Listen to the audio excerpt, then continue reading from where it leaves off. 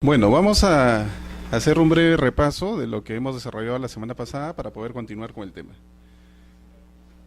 Estamos nosotros desarrollando el tema de la propiedad horizontal o la propiedad exclusiva y propiedad común. Entonces, hemos visto la semana pasada los elementos que se entiende por propiedad exclusiva, que es una modalidad del derecho de propiedad, la propiedad que recae sobre predios, entendido el predio como una extensión territorial, y en un sentido ordinario el predio se extiende tanto al subsuelo, al suelo y al sobresuelo. Entonces, dentro del régimen de propiedad exclusiva y propiedad común, esta extensión va a tener algunas limitaciones.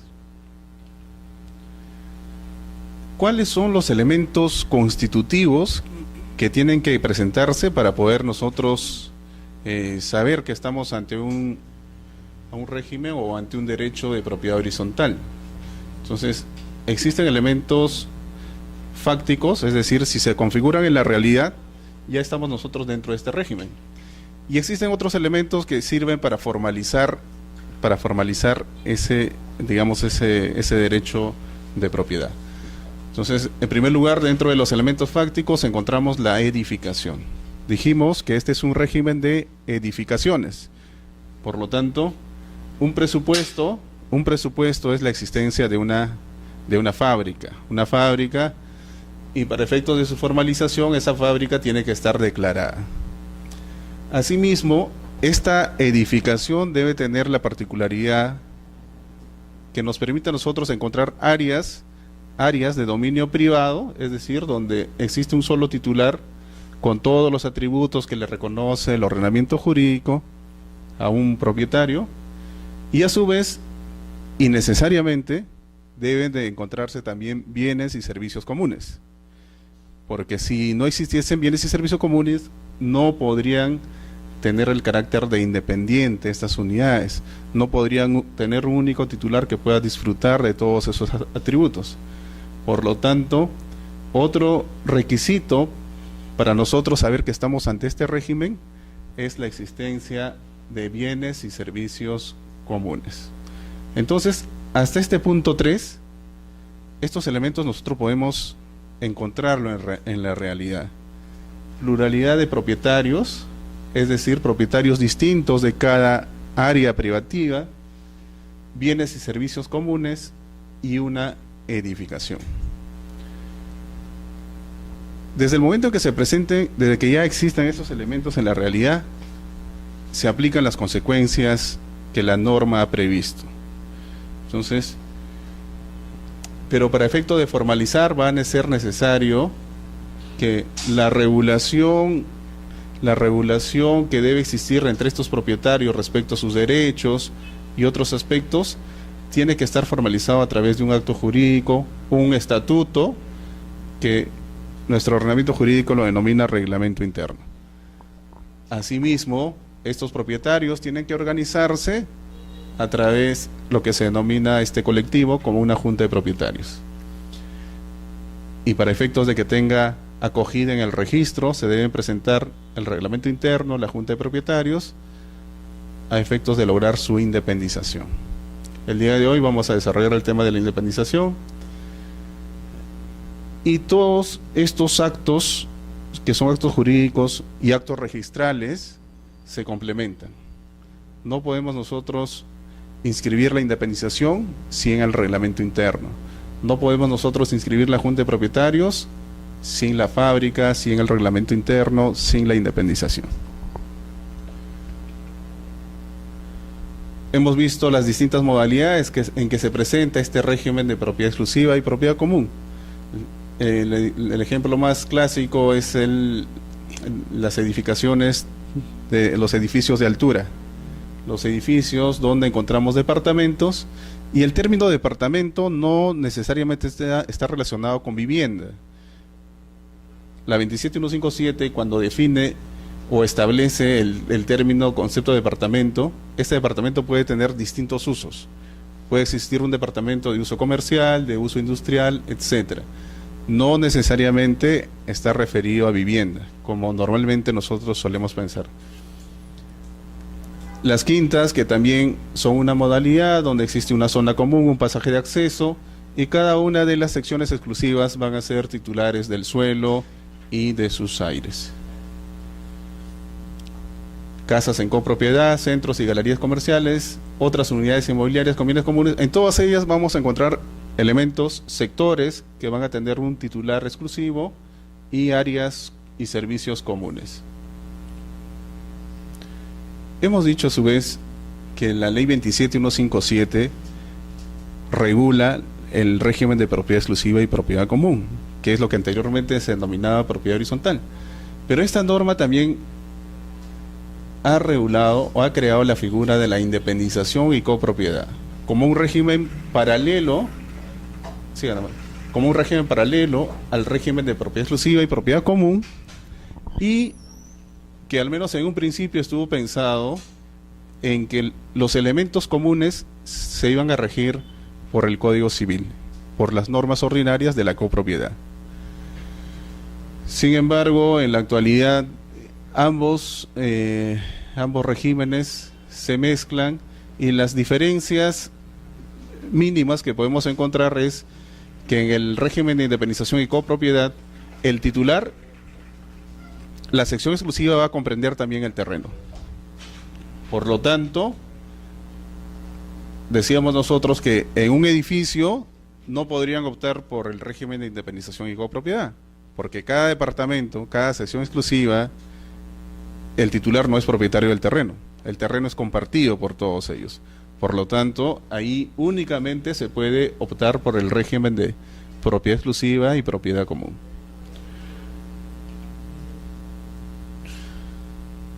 Empezamos a desarrollar el reglamento interno como aquella norma interna que va a permitir regular los derechos, las obligaciones, la forma como se van a administrar estos bienes comunes. Se va a regular la junta de propietarios, se van a establecer las mayorías, los quórums, las sesiones ordinarias, señalando la fecha, las sesiones extraordinarias, la fecha de anticipación para efectuar las convocatorias. En el caso de las mayorías, la norma exige una mayoría calificada para determinados actos, pero las partes, los propietarios podrían establecer mayorías superiores. Para actos de disposición de bienes comunes, por ejemplo, la norma exige los 2/3, el 66.6%, pero nada impide a que las partes puedan establecer porcentajes mayores. En cuanto a los requisitos que obligatoriamente deben contener el reglamento interno, hemos visto la descripción, la determinación de las zonas exclusivas y de las zonas comunes. Esta descripción tiene que ser concordante con la descripción que también se va a realizar en los documentos de la independización y con la descripción que se va a realizar en la fábrica. En el reglamento interno no se va a señalar los linderos y medidas perimétricas, sino simplemente las áreas y el destino, el uso que va a tener la sección exclusiva. Pero esas áreas tienen que coincidir con el área que se ha consignado en la memoria de la independización, en el plano de independización, y si se consigna un área techada, estas áreas techadas deben coincidir también con el área techada que se ha declarado en la fábrica. Si, por ejemplo, en un segundo piso existen 3 secciones exclusivas, cada una con su área techada, adicionalmente existen áreas comunes, escaleras, etcétera. Entonces lo que se va a hacer es sumar la totalidad de esas áreas techadas del segundo piso y se va a comparar con el área techada que se ha declarado en la fábrica para el segundo piso. Si no coinciden, entonces se genera una discrepancia y va a ser objeto de observaciones. Entonces muchas observaciones se presentan por esta falta de inadecuación en el mismo expediente que se ha presentado, en el mismo título.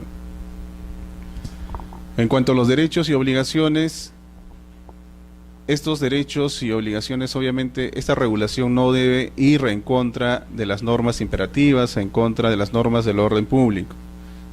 No podría establecerse, por ejemplo, en cuanto a las limitaciones, la posibilidad de privarle de servicios elementales a algunos de los propietarios, como una sanción ante el incumplimiento de algunos deberes. O sea, privarle el agua, por ejemplo.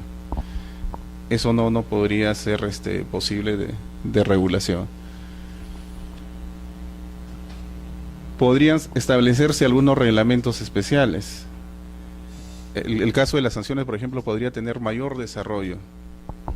En realidad, muchas veces la junta de propietarios se siente atada de manos porque existen propietarios morosos, existen propietarios que no respetan las normas, si es que se hubiese regulado.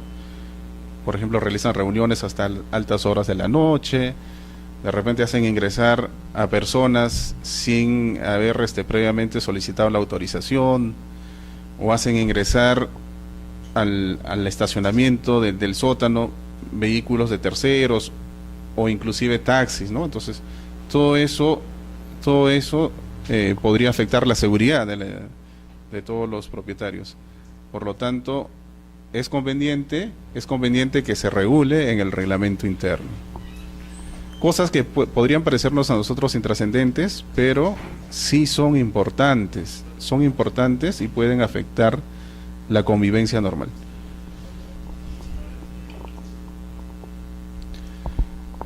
Y en el reglamento interno deben consignarse los porcentajes de participación. Estos porcentajes van a determinar la posibilidad de establecer cuánto yo soy propietario respecto de las zonas comunes.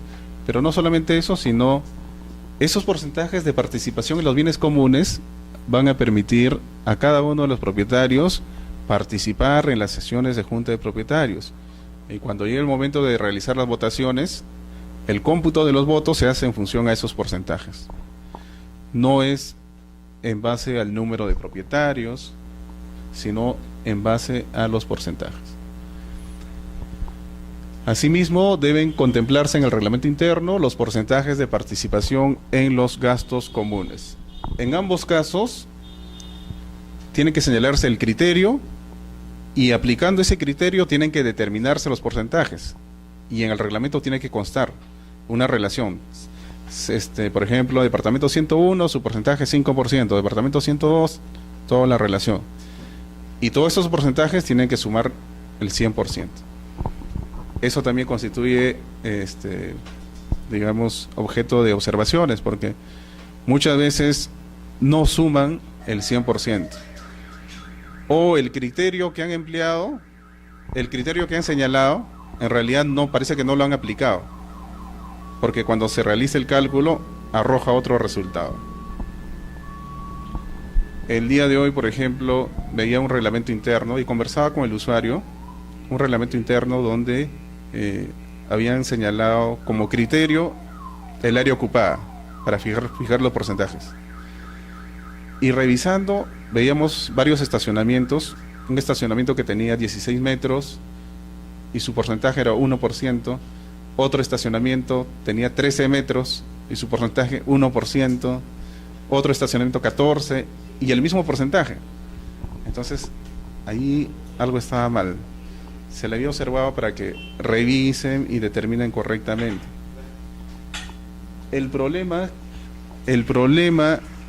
que había ocurrido era que ellos sí habían realizado el cálculo en forma correcta de los porcentajes, pero solo habían presentado el número entero, sin los decimales.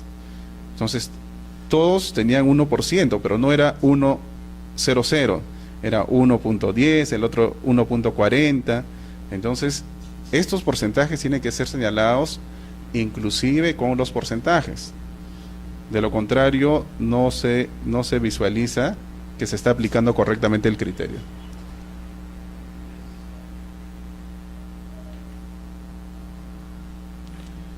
El régimen de la administración, la junta de propietarios, como les habíamos señalado, tiene que regularse todos los aspectos. Esto es importante porque muchas veces presentan títulos pidiendo la inscripción del presidente o de la directiva, adicionalmente, secretario, tesorero. Pero en el reglamento no consignaron el plazo de vigencia, por ejemplo, de esos cargos, que normalmente ponen 2 años, 1 año, no consignaron, y la sesión, la Junta de Propietarios que se reúne, establece un plazo de 3 años, 4 años. Entonces ahí se genera una discrepancia, porque ese es un dato que necesariamente tiene que constar en el reglamento interno. Cuando se decida un presidente, vamos a ver que el quórum y las mayorías son mínimas. Entonces, en segunda convocatoria, se podría elegir un presidente con los que asistan, que podrían ser porcentajes que lleguen al 9%, al 5%. No hay una mayoría calificada para elegir presidentes, salvo que eso se hubiese consignado en el reglamento interno, que también pueden hacerlo, pero genera a veces dificultad, porque es difícil lograr que los propietarios con ese porcentaje puedan reunirse. Es conveniente entonces que se señalen, cuando se regule la directiva, cuáles van a ser los cargos, su periodo y las atribuciones de cada uno de estos cargos, cuáles van a ser las funciones, y cualquier otro acuerdo que puede ser contenido en el reglamento interno. El tema de los aires vamos a verlo hoy día. Hemos visto también la pluralidad de los reglamentos internos cuando las edificaciones están constituidas por blocks o sectores. El propietario tiene la posibilidad de constituir un único reglamento para todos estos sectores con una sola junta de propietarios, o la otra opción de que cada sector cuente con un reglamento interno propio y adicionalmente que deben tener un reglamento interno general y reglamentos internos propios. Cada sector entonces con su propio reglamento va a contar con su propia junta de propietarios, con su presidente, y en el reglamento interno general se tendrá que regular cómo van a coordinar estos presidentes para efectos de tomar acuerdos respecto de los bienes y servicios comunes de carácter general que todos los sectores están compartiendo.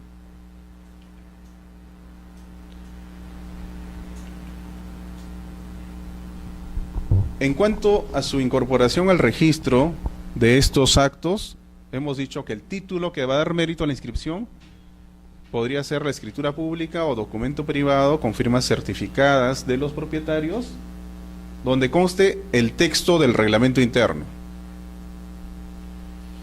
Asimismo, en el caso que no intervengan todos los propietarios, es posible que solamente el presidente pueda firmar, pueda comparecer en la escritura pública o firmar el documento privado, y en ese supuesto necesariamente va a tener que acompañarse una copia certificada del acta de la sesión donde se acordó la constitución del reglamento, o la modificación del reglamento, o la adecuación del reglamento, dependiendo del caso.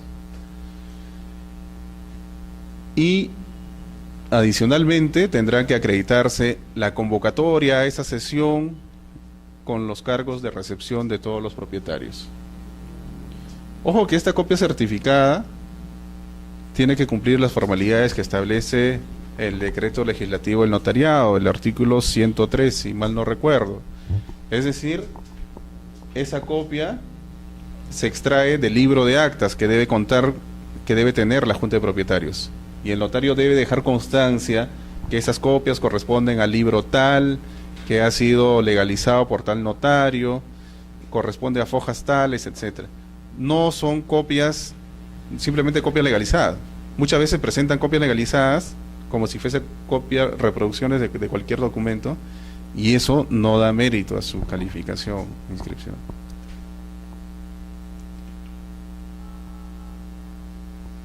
Hemos visto que respecto al reglamento interno, nosotros podemos ver la constitución del reglamento interno como un acto inscribible, la modificación del reglamento interno como otro acto inscribible, y la extinción del reglamento interno. Hoy día vamos a ver la adecuación del reglamento interno, pero recordando, para efectos de la Constitución, si hay un solo propietario, si hay un titular con dominio inscrito, este titular otorga el reglamento interno. Entonces el tema no genera mayores inconvenientes. Pero si este titular registral en la realidad ya no es propietario porque ha ido transfiriendo las unidades inmobiliarias, entonces, para efectos de la constitución del reglamento interno, es factible que estos propietarios extrarregistrales puedan constituir el reglamento interno. Obviamente, para su inscripción, adicionalmente de los requisitos que hemos visto, tendrán que presentar el título a través del cual adquieren el dominio. O sea, simultáneamente se va a inscribir su dominio y la constitución del reglamento interno, la independización de las secciones exclusivas. En ese supuesto, cuando el titular registral ya no es propietario de las secciones exclusivas porque ha ido transfiriendo, para constituir el reglamento interno se requiere que más del 50% apruebe esta constitución. Entonces decíamos, ¿cómo la norma puede exigir como requisito que este acuerdo sea aprobado por más del 50% de los porcentajes de participación? Si los porcentajes de participación se establecen en un reglamento interno y aquí no hay reglamento interno, entonces el cómputo se ha interpretado que se realiza por número de unidades, no es en base a un porcentaje de participación porque no existe, sino en base al número de unidades, cómputo por cabeza.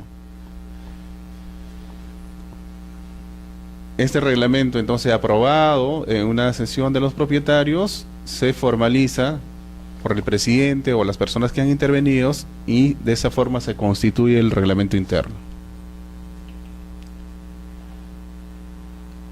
Otro acto relacionado con el reglamento interno es su modificación. La modificación que puede deberse a cualquier necesidad que tengan los propietarios. Y para efectos de la modificación, la formalidad es la misma. Se presenta al registro también documento privado con firma legalizada o escritura pública. Entonces, quienes pueden otorgar este documento, este reglamento interno, son todos los propietarios o únicamente el presidente u otro propietario que ha sido autorizado expresamente en la Junta. Entonces, si lo otorga el presidente de la Junta de Propietarios, no es necesario que en la sesión de la Junta se le haya otorgado esa facultad o ese poder expresamente. La norma ya, por el hecho de ser presidente, le otorga esa posibilidad de poder otorgar el reglamento interno. Pero si la Junta acuerda designar a otra persona que no es presidente, que esa persona va a ser quien va a firmar el documento privado o va a comparecer en la escritura pública, en ese caso sí, va a tener que, dentro de la sesión, haberse señalado expresamente esa autorización al propietario. Tratándose del presidente, no es necesaria una autorización expresa. Respecto a la modificación del reglamento interno, es importante recordar las mayorías, el tema de las mayorías, porque esto genera también no solo observaciones, sino tachas. Presentan un título y este título contiene modificaciones del reglamento interno, pero ha sido aprobado sin llegar a la mayoría requerida. Por lo tanto, esos acuerdos no son válidos. Entonces, la validez va a depender de la convocatoria, va a depender también de la mayoría.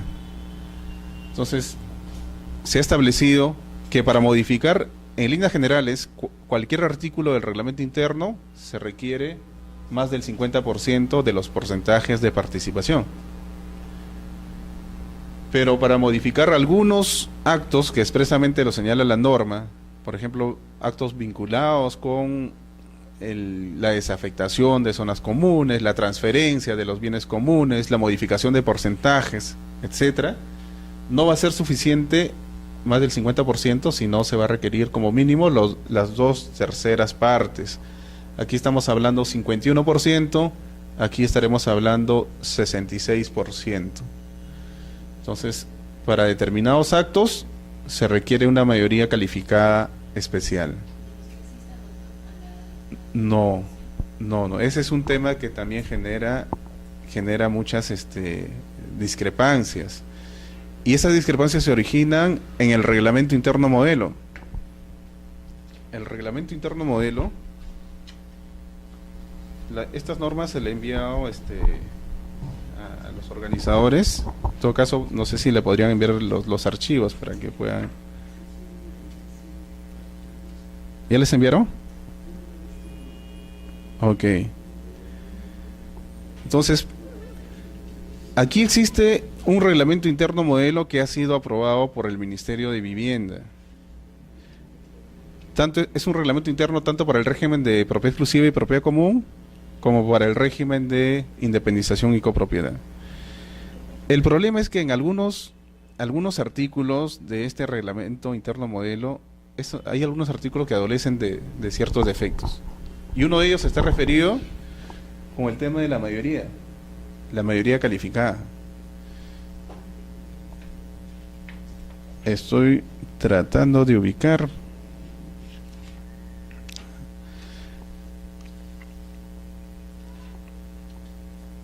Bueno, en todo caso, lo buscan ustedes, la próxima semana lo revisamos para no perder un poquito de tiempo.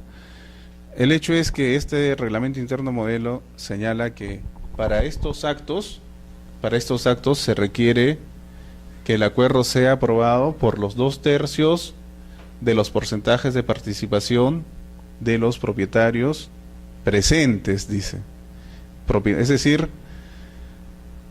el 66.6% no se toma en función a la totalidad de los porcentajes de participación de la edificación, sino en función a los que están presentes. Entonces, si han asistido, por ejemplo, propietarios cuyo porcentaje representa el 70%, ¿correcto?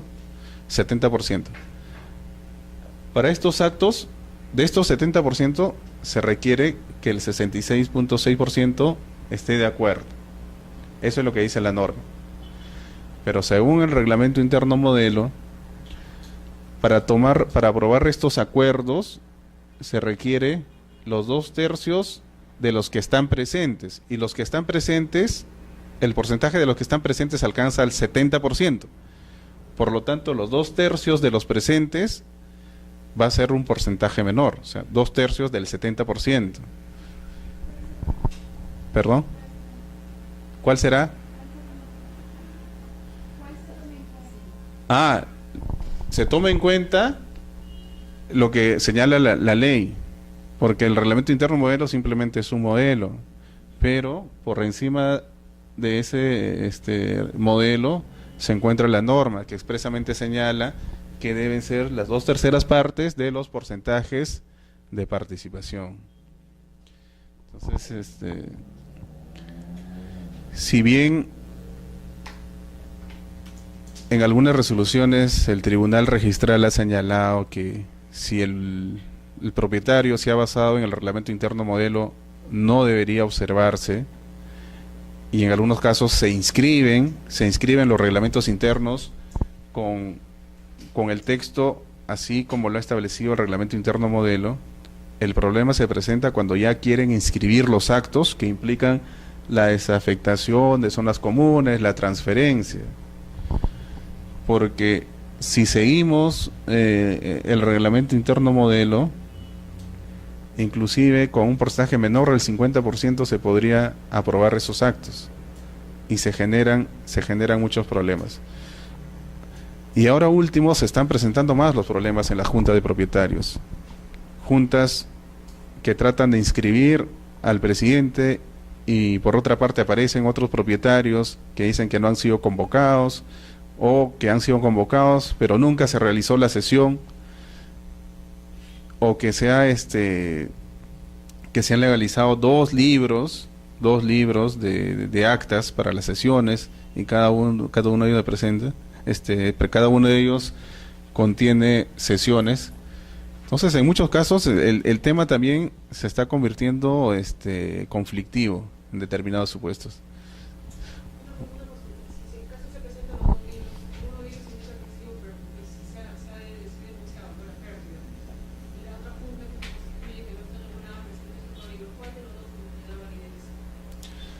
Cuando se inscriben los actos en el registro y si ya se incorporó un libro, entonces ese libro queda como un antecedente y cualquier acto posterior tiene que estar concordante con el número del libro. Y si presentan un libro, por ejemplo, está el libro 2 inscrito. Se inscribió un acto donde se acordó en el libro acto, ¿no? En el libro 2, por ejemplo, consta el acta que ha sido presentada. Entonces, si ahora presentan el libro 3, al momento de legalizar, el notario debe dejar constancia que se apertura este libro 3 porque ya se culminaron todas las hojas del libro 2, o porque se extravió, o por alguna circunstancia. Entonces, si no lo hacen, también es susceptible de observación a efectos de que el notario aclare. Sí. Perdón, me dijeron que las preguntas eran Sí, a través de ese régimen, cuando un propietario quiere vender su zona exclusiva, necesita la aprobación de todos, de todos para poder hacer la venta, ¿o no? En el caso de las áreas privativas, el titular tiene todos los atributos que en el caso de cualquier predio. Entonces, el hecho de prohibirle la posibilidad de vender o de grabar, por ejemplo, eso no va a estar permitido. El Código Civil expresamente también prohíbe. Por lo tanto, sobre el dominio exclusivo se aplican las normas del Código Civil sobre el derecho de propiedad, con algunas restricciones que podrían establecerse en el reglamento interno, pero esas restricciones no deben ir en contra de las normas imperativas. Entonces, hay una norma expresamente que prohíbe establecer limitaciones o impedirle a una persona el hecho de poder disponer de su bien. Respecto de las zonas comunes es que se generan los problemas, sobre todo el tema de los aires, por ejemplo. Muchas veces en los reglamentos internos antiguos que se constituyeron, se establecieron cláusulas de reserva de aires, y al momento de adecuarlo, simplemente lo desaparece. Entonces, ese es un tema también bien delicado, y nosotros cuando revisamos estos títulos tenemos que tener especial cuidado, porque son documentos antiguos, a veces las redacciones no son muy claras. Antiguamente las escrituras públicas se realizaban con máquina de escribir, entonces algunas ya no han perdido de repente la nitidez con el tiempo. Entonces esos temas, por ejemplo, tienen que respetarse siempre en una adecuación. Vimos también que otro supuesto de modificación del reglamento interno es cuando las secciones exclusivas se acumulan o se dividen o independizan sin afectar a las otras. En esos casos no va a ser necesario las mayorías que se ha señalado. Será necesario la reunión de la Junta de Propietarios, pero el reglamento interno puede establecer la posibilidad de una cláusula de autorización previa, para efectos de que ya no sea requisito la reunión de la Junta de Propietarios, y que para efectos del otorgamiento de la modificación del reglamento interno, podría ser otorgado por el propietario que está realizando esos actos de modificación. En el reglamento interno modelo también se encuentra una cláusula de autorización.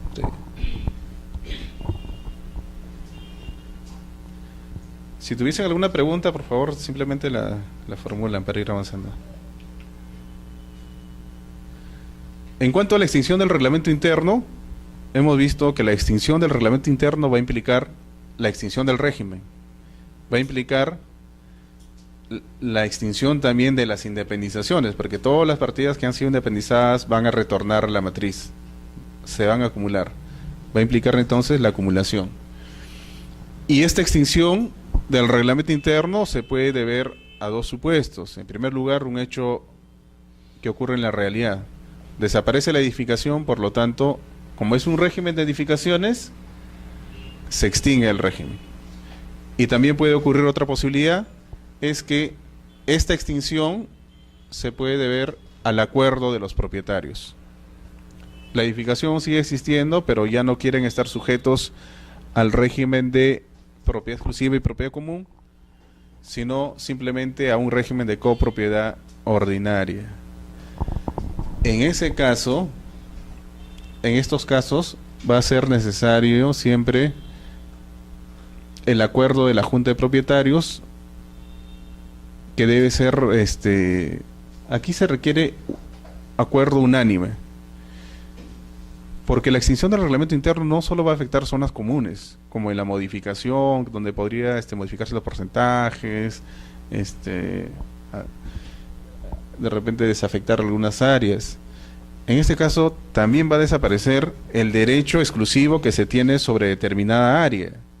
Por lo tanto, necesariamente tienen que dar su conformidad todos los propietarios. Si uno no está de acuerdo, ya no puede extinguirse el régimen. Asimismo, todos estos propietarios van a tener que fijar la cuota ideal o el porcentaje de copropiedad que van a tener sobre el inmueble ya acumulado, sobre este inmueble que ya no va a estar sujeto al régimen de propiedad exclusiva y propiedad común. Cada uno de los propietarios, de los antiguos propietarios de las secciones exclusivas, va a tener un derecho de copropiedad, una cuota ideal. Entonces va a ser necesario que ellos señalen cuál es el porcentaje que le va a corresponder, que es un porcentaje de copropiedad. De ahí en adelante, cada uno de ellos es propietario de toda la edificación en su porcentaje. Sí.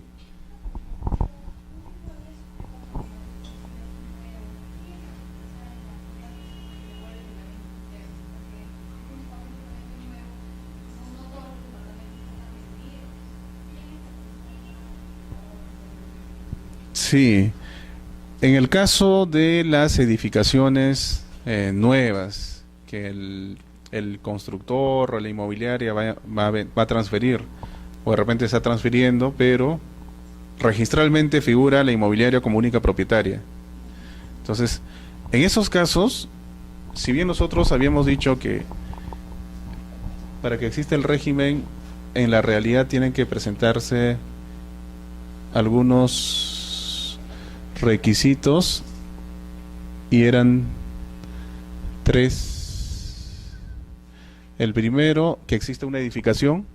El segundo, que existan áreas de propiedad exclusiva con un propietario de esas áreas y que compartan zonas comunes. Sin embargo, la norma también permite que cuando no se cumpla con este supuesto de que existan propietarios distintos, sino uno solo, también es posible constituir el régimen. Pero en este caso se entiende que se está constituyendo para efectos de que más adelante pueda transferirlo. Entonces va a haber una cierta intención o vocación del propietario de que en el futuro se va a configurar esta pluralidad. Entonces se constituye para efectos de que más adelante pueda cumplirse con ese requisito de la pluralidad, porque de lo contrario no tendría mucho sentido que una persona que es titular exclusivo de un inmueble construye de varios pisos, etcétera, y él siempre va a querer ser el propietario. No tendría sentido constituirlo. Por eso que se constituye, porque o bien ya quiere venderlo, de repente lo está vendiendo, como el ejemplo que señala usted. En ese caso, el reglamento interno va a ser otorgado por el propietario, el titular registral, la inmobiliaria, la constructora. Pero siempre, en todos los casos, se tiene que tener en cuenta que la persona o las personas que están constituyendo deben tener inscrito su derecho. En el caso de la inmobiliaria o la constructora, ella figura en registros como propietaria, por lo tanto puede constituir el reglamento interno, y eso es lo que hacen normalmente: constituyen el reglamento interno, independizan y posteriormente se van inscribiendo ya las transferencias de cada unidad exclusiva. No, si es un solo propietario, en estricto tampoco no existiría una junta de propietarios, porque la junta de propietarios implica la reunión de más de un propietario.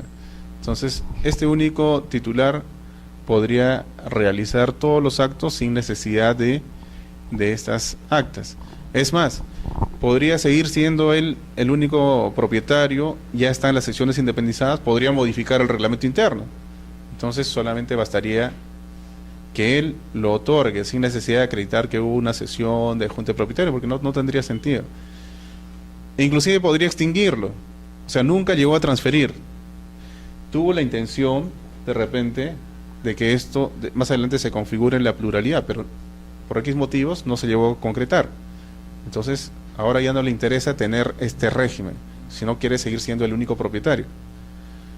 Puede también extinguir el reglamento interno. Después que se haya hecho las independizaciones, ¿en qué momento se realiza la transferencia? Porque entiendo que previamente hay un contrato, ¿no?, de compraventa de bienes futuro, pero ¿en qué momento o a quién le va a corresponder que se inscribe esa compraventa? ¿Al propietario, al que le han transferido el bien, o todavía va a corresponder a la inmobiliaria? Sí, normalmente es la propietaria, la titular registral, que puede ser la inmobiliaria, la que constituye el régimen, independiza estas secciones exclusivas y va inscribiendo cada uno de estos contratos.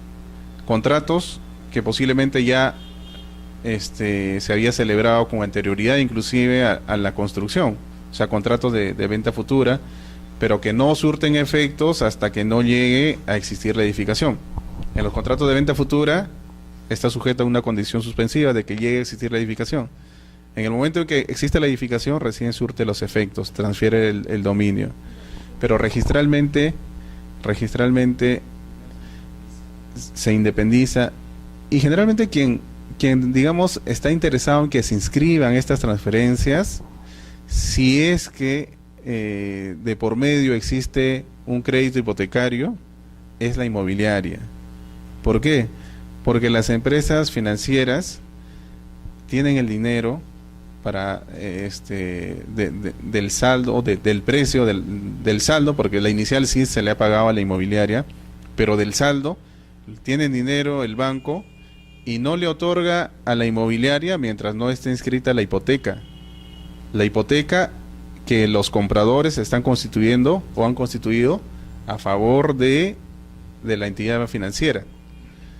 Entonces, las inmobiliarias pues no disponen todavía de ese dinero, por lo tanto están interesadas. Una vez que inscriban la hipoteca, recién reciben el dinero del banco, del saldo del precio de la compra-venta. Entonces,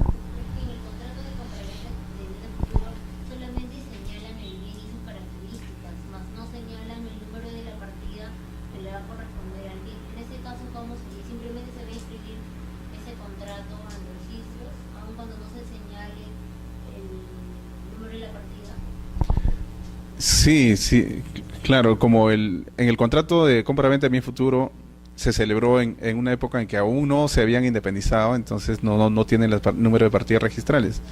Pero, si en ese contrato se ha identificado al inmueble señalando el número, por ejemplo, departamento 301, se ha señalado su área, se ha descrito sus linderos, medidas perimétricas, y todos estos datos coinciden con la descripción que aparece en la partida registral y que también ha constado en los documentos de la independización, entonces no va a ser necesario una aclaración o precisión.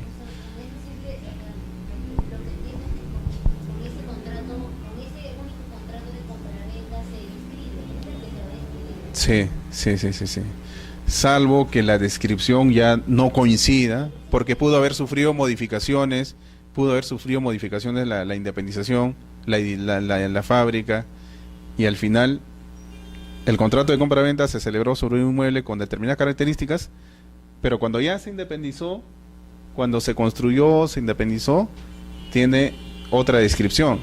Entonces ahí se genera una inadecuación con lo que aparece inscrito en registros. En ese caso sí va a ser necesario una aclaración de ese contrato. Pero si por sí mismo permite determinar con certeza a cuál de las unidades inmobiliarias está referidas, se sabe que quien está vendiendo es la que figura con el dominio inscrito en ese momento, entonces no va a ser necesario no va a ser necesario. Muchos casos, por ejemplo, dicen se venden propiedades en bienes futuros. Siempre dentro del contrato establece la fecha de entrega y la fecha de indemnización, pero va pasando el tiempo y puede pasar un año, hasta un año y medio, y no se entregan a las unidades inmobiliarias y por lo tanto no se puede inscribir en los títulos públicos tu derecho de propiedad. Tú siempre vas a tener tu escritura pública, nada más en la que has hecho la transferencia. Y si tú quieres regularizar el reglamento interno, ¿qué modalidad te vas a hacer en ese caso? Porque lo único que haces es mandar carta notaria y mejor las notas de transferencia. Ya, pero cuenta con la escritura pública. Claro, aún no ha sido independizado, aún no se ha formalizado el régimen. En ese caso, ya existe la edificación. Ya existen propietarios distintos de las secciones exclusivas, porque cada uno tiene su título de propiedad, que es la escritura pública, ¿correcto? ¿Existen zonas comunes? Sí. Es más, ya están viviendo, ya están habitando.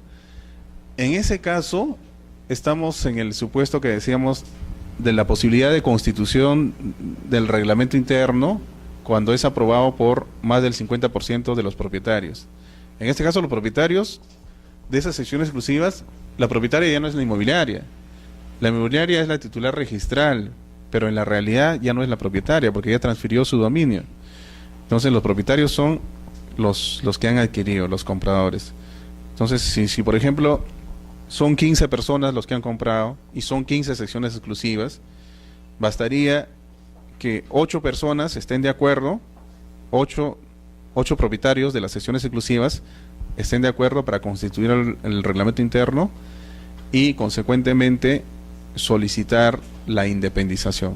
Obviamente cuando presenten al registro pidiendo la inscripción del reglamento interno, de la independización, van a tener que presentar también el parte notarial a través del cual acrediten su dominio. Porque en el registro no se tiene ese dato. Entonces sí sería factible.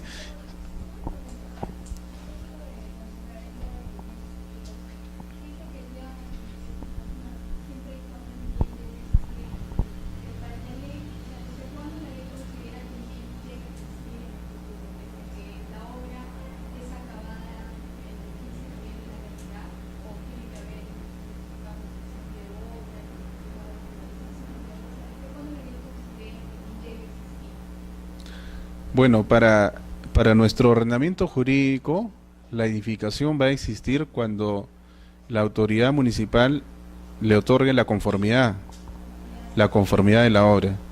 Porque mientras tanto se entiende que está en la etapa de la construcción, con la licencia, con la autorización. Entonces, cuando la municipalidad verifica que efectivamente esta edificación se ha realizado según la autorización que se le otorgó, según la licencia, en ese momento le está dando un reconocimiento legal, que es lo que se denomina la declaratoria de fábrica. La declaratoria de fábrica, conjuntamente con la conformidad de obra, se otorga la declaratoria de fábrica, que es un acto municipal, con la ley 29090. Entonces, la declaratoria de fábrica, si bien la 29090 no define el concepto, pero la 27157 sí lo define como el reconocimiento legal de la existencia de una edificación. Por lo tanto, el reconocimiento legal significa que para el derecho, esa edificación existe desde el momento en que se le ha reconocido que efectivamente se ha construido cumpliendo todas las normas edificatorias, con la autorización, etcétera, etcétera. Entonces, a partir de ese momento, si ya cuenta con la declaratoria de fábrica, ya digamos, ya se cumple con el supuesto y podría el contrato surtir, ya surte sus efectos,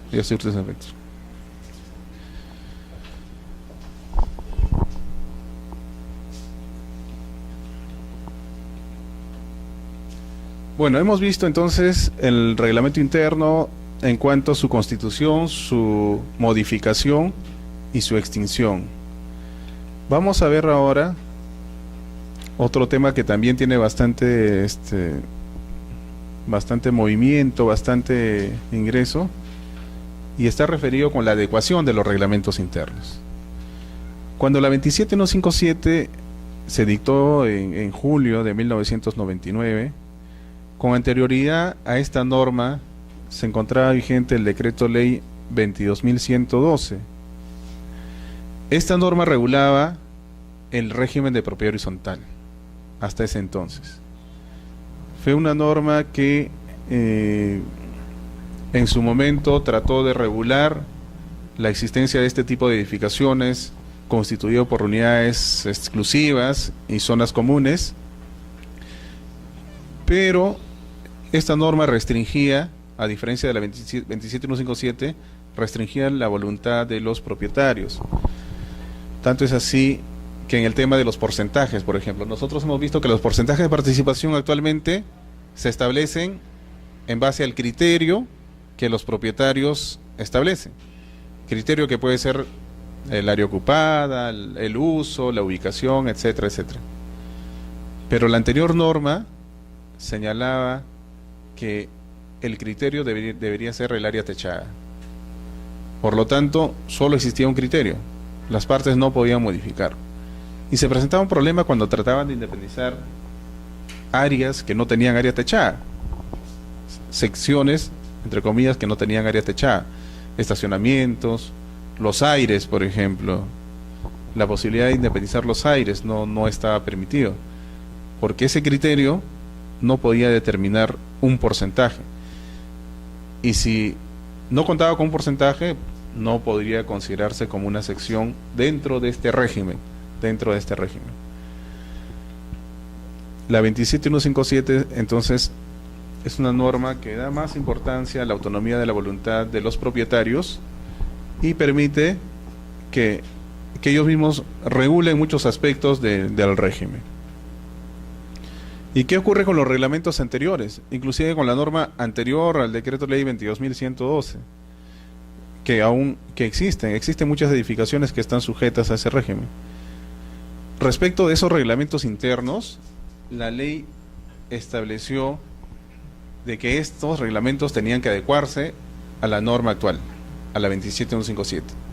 Entonces, esta adecuación tiene el carácter, en un principio se entendió ya a nivel registral que cuando se presentaba cualquier título referido a este régimen, necesariamente tenía que exigirse la previa adecuación del reglamento interno. Por ejemplo, si solicitaban la inscripción de la Junta de Propietarios. Con la norma anterior, no era un acto inscribible la Junta de Propietarios, ni la designación del presidente o de la directiva. Recién con la 27157 se ha establecido como un acto inscribible y se inscribe en el registro de propiedad inmueble, lo que algunos critican porque al final de cuentas no es una característica de física del bien, del inmueble, de la Junta de Propietarios. Esto más se asemeja a una persona jurídica, ¿no? A una asociación. Por lo tanto, el legislador tuvo que optar si lo hace inscribible, ¿dónde se inscribe? ¿En el registro de personas jurídicas o en propiedad inmueble? Entonces optó por inscribir en la partida registral donde consta el inmueble matriz, en la partida matriz, donde quedan las zonas comunes. Entonces en esa partida es donde se inscribe tanto el reglamento interno, la Junta de Propietarios, la elección de los cargos de presidente. Pero el antiguo reglamento interno con la norma anterior, para esa norma no era un acto inscribible, por lo tanto no se inscribía los cargos. Pero en la realidad sí existían, porque también tenía un reglamento interno modelo, la norma anterior, y se establecía en ese reglamento interno modelo a la Junta de Propietarios, las sesiones, las convocatorias, los quórums, etcétera. Pero la norma no establecía entonces como acto inscribible. En cuanto a la modificación, en cuanto al quórum, a la mayoría calificada, por ejemplo, para la modificación del reglamento interno, de los porcentajes de participación, la norma anterior señalaba que debería existir acuerdo unanimidad para efectos de modificar los porcentajes. la norma actual, si bien expresamente no van a encontrar ustedes un artículo que diga que para modificar los porcentajes se requiere mayoría calificada, pero sí se ha interpretado, y en una directiva que sacó la SUNAR, la directiva sobre el régimen de propiedad exclusiva y propiedad común, que es la 340, si no me equivoco, pero está en las normas también que se les ha enviado. En esa directiva se señala que para modificar los porcentajes de participación se requiere mayoría calificada, los 2/3. Entonces, todos estos aspectos, el hecho de establecer porcentajes de participación en los gastos comunes no estaba contemplado en la antigua norma, los criterios tampoco se señalaban. Entonces, todos esos aspectos, el legislador ha considerado obligatorio la adecuación de los reglamentos internos anteriores a la nueva norma. Sí.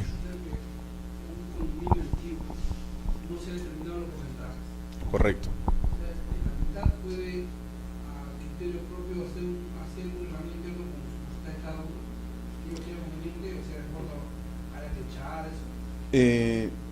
No, con la antigua norma no era tanto que no se determinaban los porcentajes, sino que el criterio que estableció fue el área techada.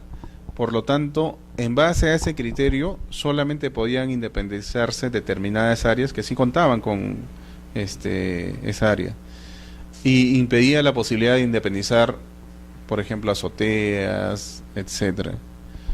Aunque en la realidad encontramos en registro que están independizados. O sea, a pesar de que la norma prohibía o impedía la posibilidad de independizar porque no podían contar con un porcentaje de participación, digamos, la realidad ha ido más allá de estas normas. Y en registros también se encuentran algunas secciones exclusivas sin porcentajes, como manifiesta usted.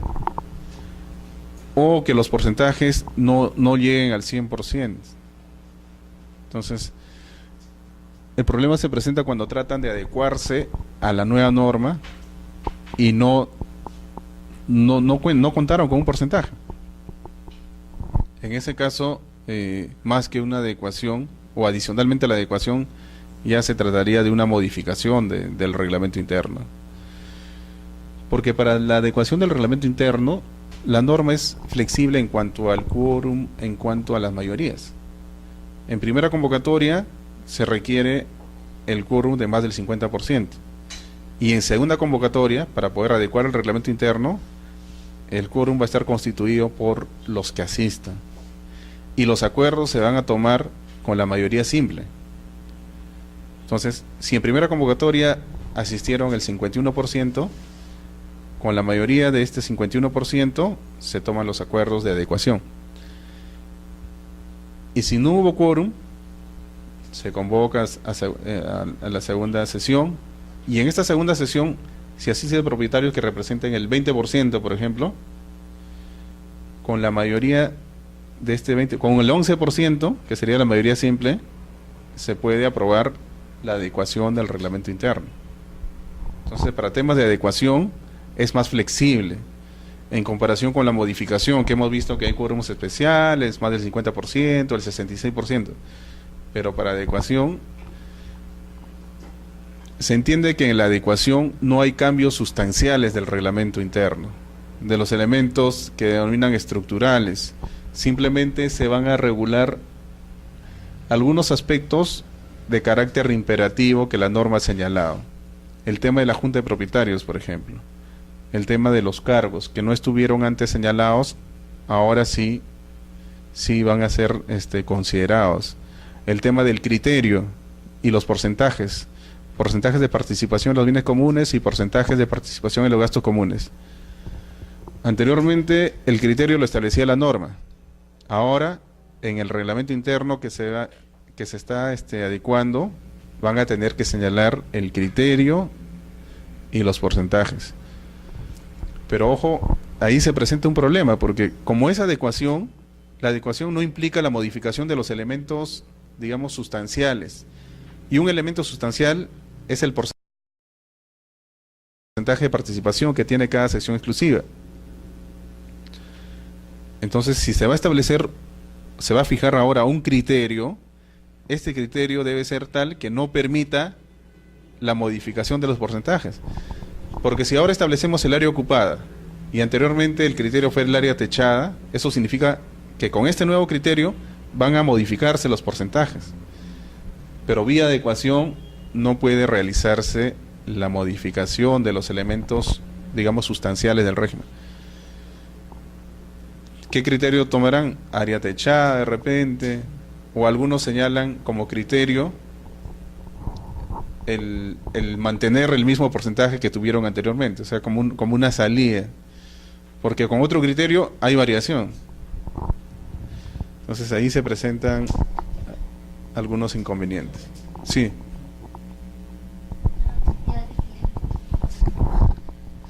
No, solamente quería saber si hay un plazo para adecuarse, a un plazo, o sea, en tanto es obligatorio, ¿no? A la norma especifica que es obligatorio, ¿hay un plazo o es en cualquier momento uno puede hacer la adecuación?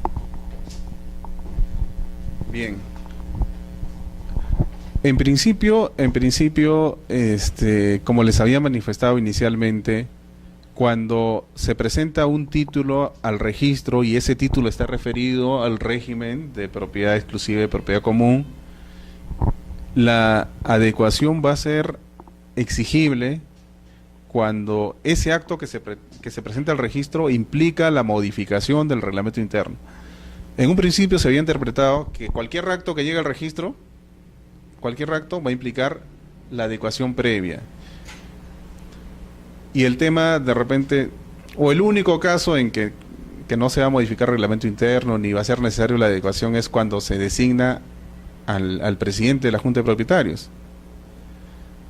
Es posible actualmente, y sobre eso hay un precedente obligatorio, es posible inscribir el cargo de presidente sin necesidad de adecuar, de inscribir la adecuación del reglamento interno. Pero siempre y cuando en el reglamento interno que conste inscrito, se reguló esos puntos. Porque si no está regulado también no va a ser posible la inscripción del presidente. Entonces son casos limitados.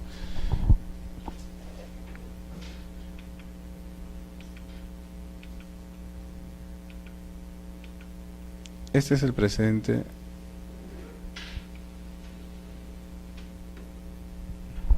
Este es el precedente obligatorio sobre la exigibilidad de la adecuación. ¿Cuándo es exigible la adecuación de los reglamentos internos? Entonces, señala que va a ser obligatorio a nivel registral, o sea, se le va a exigir que previamente se adecue, cuando el acto que se pretenda inscribir al registro va a implicar la modificación del reglamento interno que está inscrito. En ese caso, se va a exigir. Si, por ejemplo, quisieran modificar los porcentajes, o dos unidades quieren acumularse, o quieren dividirse, ese acto va a implicar la modificación del reglamento interno, porque si anteriormente habían 10 unidades, ahora van a ser 11. O si se acumulan, antes habían 10, ahora van a ser 9. En ese caso van a tener que adecuar su reglamento interno, adecuar y modificar su reglamento interno. ¿En qué casos no será exigible? El único caso que se ha visto es cuando hay elección de presidente, pero siempre y cuando las normas que contienen ese reglamento interno por adecuarse hayan previsto esa posibilidad y hayan regulado la Junta de Propietarios, los cargos, etcétera. Entonces, si no, va a ser necesaria la adecuación. Generalmente van de la mano la adecuación del reglamento interno y la modificación, la elección del presidente también. Doctor, una pregunta. Si en un primer momento se inscribió el reglamento interno fijándose como criterio con respecto a los porcentajes de participación al área ocupada y posteriormente se modifica y se cambia el criterio y sería en función al área techada, ¿es factible eso o estamos hablando de una adecuación? Estamos hablando, me dices, estableció el área ocupada, pero con la norma anterior O actualmente, se constituye un reglamento interno con el área ocupada, se modifica. No, la adecuación implica que ha habido una variación de la norma que regulaba el régimen. Entonces, los reglamentos internos anteriores van a tener que adecuarse a todos los aspectos imperativos de la nueva norma. Pero cuando uno constituye un reglamento interno con la norma actual, puede modificar cualquier acto más adelante, pero eso no implica la adecuación, porque se ha constituido ya bajo esta norma. Es algo similar al caso de las sociedades, que se constituyeron con el régimen anterior y con la nueva norma tuvieron que adecuarse. Bueno, ahí sí se establecieron plazos. En el caso de los reglamentos internos no hay un plazo, sino es la propia, digamos, la propia necesidad que van a tener los propietarios, la Junta, para poder inscribir esta adecuación. Pero en el tiempo, estas adecuaciones van a ser mínimas, porque son las nuevas edificaciones que están inscribiéndose ya con la norma actual. De repente va a haber un nuevo tema de adecuación cuando surja una nueva norma, ¿no? Como hay proyectos de ley para modificar el régimen. En ese caso va a haber la necesidad de adecuar también estos regímenes, estas edificaciones sujetas a este régimen, a la nueva norma. Y el derecho va cambiando. Entonces surgen nuevos inconvenientes, problemas, que van a tener que ser regulados.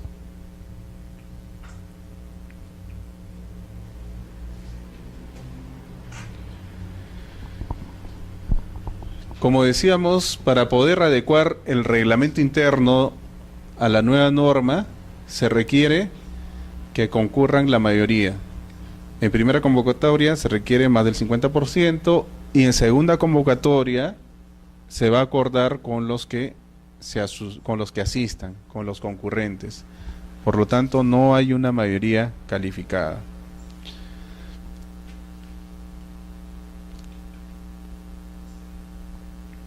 En cuanto a la adecuación del reglamento interno, la 27157 y su reglamento estableció la posibilidad de que esa adecuación se realice mediante documento privado con firma legalizada.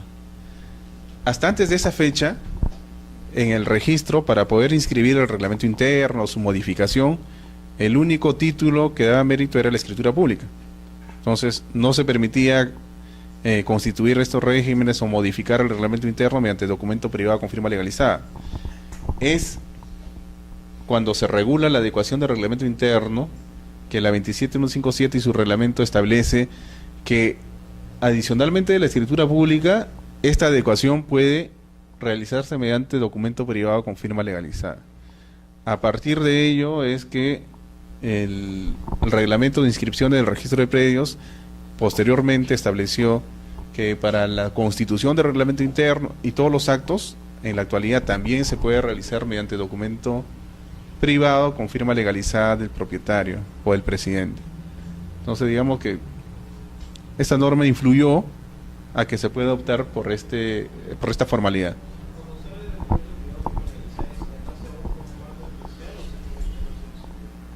No, es simplemente un documento elaborado por los propietarios, redactado que puede ser computadora, imprimido en hoja bond y que debe contar con la firma legalizada notarialmente. Esa es la única formalidad.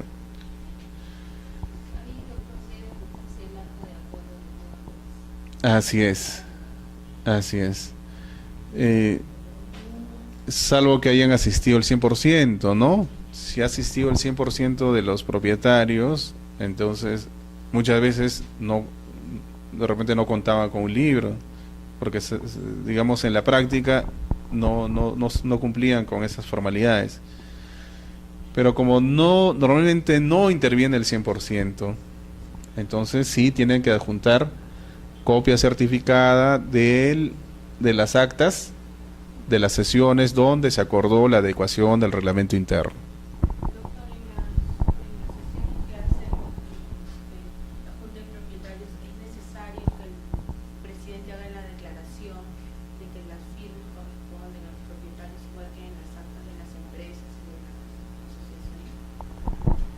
Bueno, sí, actualmente, según la modificación que ocurrió creo el año pasado, Sí, sí, también es el notario tiene la responsabilidad de exigir al presidente que deje constancia o que señale que las firmas que aparecen en el acta corresponden a las personas que dicen que efectivamente han participado. Pero ojo que en sede registral no va a ser, no es calificable ese punto. Es decir, no se va a exigir que la copia certificada del acta contenga esa declaración de parte del propietario ante el notario. Cuando salió la norma, perro, sí, así es, también se aplica a junta de propietarios, también se aplica. No señala la norma, señala para cualquier tipo de sesiones, Cuando salió la norma, nosotros dijimos qué bien, porque finalmente en este tema de las juntas de propietario y de las actas, uno no tiene la certeza si efectivamente la persona que dicen que ha participado en realidad ha intervenido en esa sesión. ¿Qué es lo que vemos? La rúbrica, la firma, el nombre. Pero no podemos tener la certeza de que si efectivamente esa sesión se ha realizado, esa firma corresponde a esa persona. Entonces, muchas veces eso podría prestarse para que puedan prefabricarse sesiones, etcétera. Y la norma que establece que el presidente debe señalar que esas firmas sí corresponden, ¿no? Es una declaración jurada y debe legalizar su firma. De alguna forma le otorga cierta seguridad, ¿no? Al menos ya va a haber responsabilidad de esta persona porque está identificada su firma. Entonces nosotros cuando salió esta norma dijimos que bien, también se va a aplicar en el tema de la Junta de Propietarios.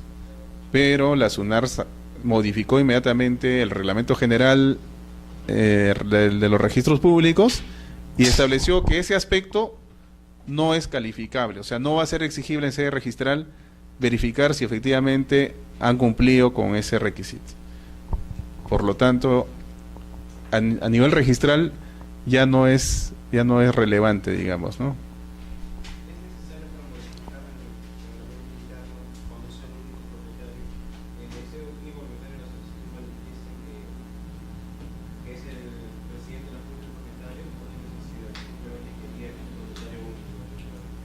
No, como no existe pluralidad, entonces en estricto y legalmente no hay junta de propietarios todavía, porque va a existir junta cuando se configure la pluralidad, porque hay un solo titular. En ese caso no va a ser necesario, ¿no? Con su intervención como único propietario, entonces se podrán inscribir los actos.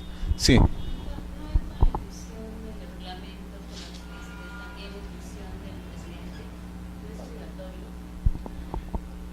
La norma señala que es obligatoria la inscripción del presidente cuando existe pluralidad y no regula nada más. Entonces el problema se presentaba cuando un solo propietario, o sea, no hay pluralidad, un solo propietario solicitaba también que se le inscriba a él como presidente. Entonces, ¿es inscribible o no? Entonces, en un principio las posiciones eran divididas, porque se decía, si no hay pluralidad, no hay junta de propietarios. Si no hay junta de propietarios, no puede haber presidente. Por lo tanto, no es inscribible ese acto. Entonces se estuvo denegando buen tiempo, pero posteriormente hubo otra interpretación, en el sentido de que la norma señala que es obligatoria la inscripción del presidente cuando hay pluralidad. Pero si no hay pluralidad, no prohíbe tampoco, sino establece solo el carácter obligatorio en ese supuesto, por lo tanto será facultativo si no hay pluralidad. Así como permite la constitución del régimen cuando hay un solo titular, de la misma forma también se entiende que es facultativo la designación de presidente cuando hay un solo titular. Ese es el criterio mayoritario, pero existen todavía de repente por ahí unos registradores que van a denegar ese tema porque consideran que no hay pluralidad. Pero ¿por qué se permite o por qué hemos ido aceptando la inscripción del presidente cuando hay un solo titular? Para efectos de poder realizar las convocatorias más adelante. Porque cuando se va a celebrar una sesión de junta de propietarios, normalmente quien debe convocar es el presidente. Y presidente que debe tener inscrito y vigente su mandato en la fecha de la convocatoria. Y si no hay presidente, ¿quién convoca?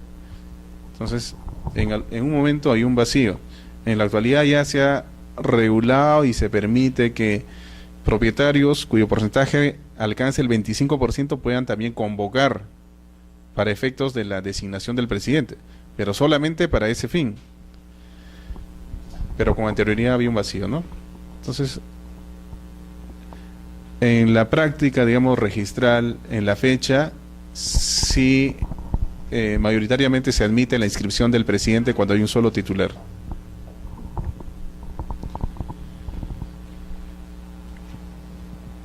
En la adecuación, entonces, la formalidad va a ser similar a la constitución del reglamento interno, a la modificación, a la extinción.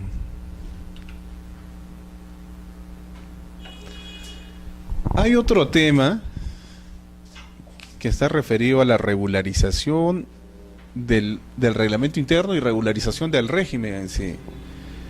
Cuando se dictó la ley 27157, esta norma que se denomina norma de regularización de edificaciones, esta norma tuvo como objeto incorporar al registro situaciones de hecho que ya se presentaban, pero que no tenían acceso al registro porque no habían sido reconocidos legalmente, etcétera. Había un tema de informalidad al final de cuentas. Entonces, la idea era lograr un saneamiento de esa informalidad, pero el saneamiento vía registros. En el caso de la fábrica, lo regular, lo normal es que el órgano competente es la municipalidad, quien te autoriza a edificar, quien te autoriza y luego te da la conformidad y la fábrica, te reconoce esa edificación, reconoce legalmente esa edificación. Pero como en nuestro país eso que debería ser lo regular no es lo normal, y lo regular es la autoconstrucción, y cada uno va construyendo de acuerdo a sus posibilidades. Entonces la ley 27157 y todas las normas anteriores de fábrica, porque no es, digamos, la primera, trataron de formalizar, fueron normas de regularizaciones, distintas normas de regularización. Pero ¿en qué se diferencia la 27157 de las normas anteriores?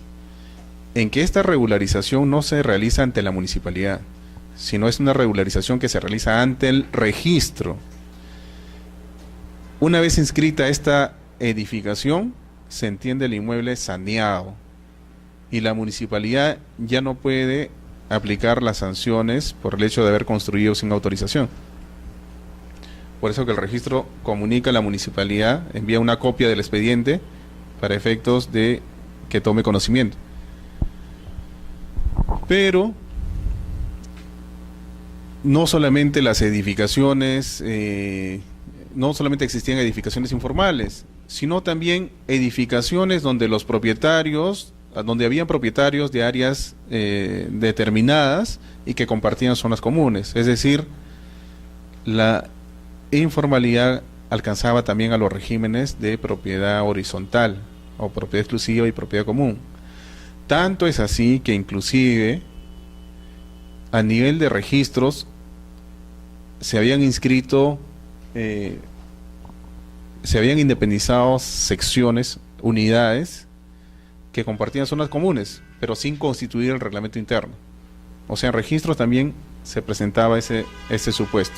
Inscripciones antiguas, donde hay secciones exclusivas independizadas, departamentos, tiendas, etcétera, pero que se independizaron sin un reglamento interno. Ante ese supuesto es que se busca regularizar esas situaciones de hecho que se presentaban, y para lo cual se estableció como requisito o como presupuesto que esa situación de hecho tuvo que haber existido antes de la vigencia de la norma. Es decir, si hasta el 20 de julio de 1999 existían propietarios de secciones exclusivas que compartían zonas comunes y edificaciones, era posible regularizar no solo la edificación, sino también regularizar el reglamento interno, la junta de propietarios y las independizaciones. Para ello se requería Para ello se requería que se tome un acuerdo de regularización. ¿Y quiénes iban a tomar este acuerdo de regularización? Los propietarios reales, no el titular registral, sino aquellas personas que habían adquirido ese derecho. En ese caso, entonces son los propietarios quienes deben regularizar. Y esto se realizaba, podía realizarse conjuntamente con la fábrica o sin necesidad de la fábrica, porque la fábrica también podía estar inscrita, pero no se había constituido el régimen. ¿Cómo se realizaba esta regularización? Se convocaba una sesión de los propietarios y en esa sesión se aprobaba por mayoría, y aquí también se tomaba en cuenta, para efectos de determinar la mayoría, el cómputo por número de secciones exclusivas o el cómputo por cabeza. Al igual como veíamos el tema de la constitución del reglamento interno cuando ya se habían transferido las unidades. Igual. Entonces, con mayoría simple se acuerda la regularización de la edificación y del reglamento interno. En ese acuerdo también se designa al verificador que va a realizar la regularización de la edificación. En ese acuerdo se establecen los porcentajes de participación que van a tener todas las secciones exclusivas, que en principio la norma establecía la presunción de igualdad, es decir, todas las secciones deberían tener el mismo porcentaje. Si asistían todos los propietarios no había mayor problema, porque se levantaba ese acta y con ese acta se daba inicio al proceso de regularización. Pero si no asistían todos, que es lo normal, ese acuerdo de regularización tenía que ser comunicado a los que no asistieron mediante cartas notariales. Y adicionalmente se tenía que realizar publicaciones en el Diario El Peruano y otro de mayor circulación. En esa publicación debía constar lo acordado en esa sesión, en esa reunión de los propietarios. Y posteriormente ya venía la ejecución, formalizar el reglamento interno, inscribir la fábrica y lograr independizar las secciones exclusivas. Pero ojo, la independización se realizaba solamente de las personas que estaban de acuerdo, porque si habían personas que no estaban de acuerdo, si bien se constituía el reglamento interno, no se independizaban sus secciones exclusivas, quedaban en la partida matriz. De tal forma que el hecho de que algunos propietarios, si no estaban de acuerdo con esos actos de regularización, su negativa no impedía la inscripción de los actos del reglamento interno, la junta y la independización, pero de los propietarios que sí estaban de acuerdo. De los que no estaban de acuerdo se quedaba en la partida matriz su sección exclusiva. Su dominio aún no se había inscrito porque no se había independizado. Esas normas de regularización supletoriamente son las que se aplican a la constitución del reglamento interno cuando se han vendido. Cuando ya se han transferido las secciones exclusivas y registralmente figura el titular como propietario. Sí.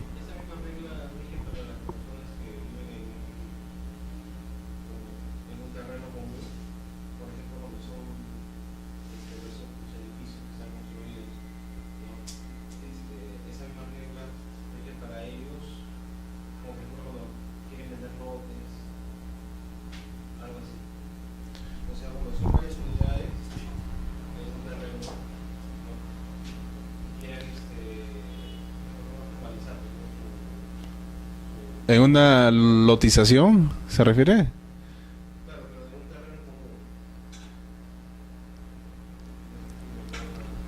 Tenemos un terreno sobre el cual hay copropiedad, ¿correcto? Y cada uno de ellos ocupa un área determinada.